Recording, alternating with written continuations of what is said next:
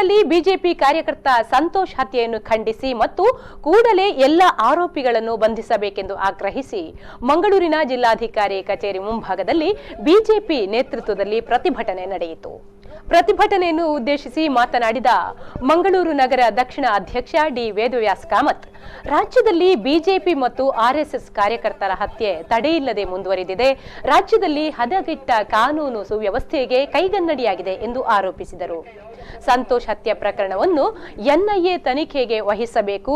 ಮೃತ ಸಂತೋಷ್ ಕುಟುಂಬಕ್ಕೆ 50 ಲಕ್ಷ ಪರಿಹಾರ ನೀಡಬೇಕೆಂದು ಆಗ್ರಹಿಸಿದರು.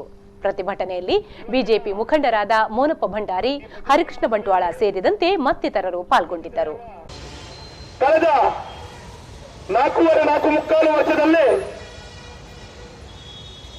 22-23 ಹತ್ಯೆ ಈ ಒಂದು ರಾಜಕೀಯ ಪ್ರೇರಿತವಾಗಿ ಕಾಂಗ್ರೆಸ್ ಸರ್ಕಾರದ ಅಧಿಕಾರದ ಅವಧಿಯಲ್ಲಿ ಆಗ್ತಾ ಇದೆ.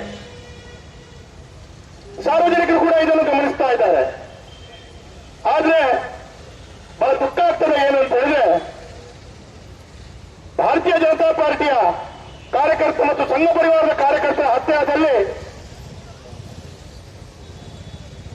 ಒಂದು ರಾಜಕೀಯ ಪಕ್ಷವಾಗಿ ರಾಜ್ಯವನ್ನು ಆಡಳಿಸುವಂತ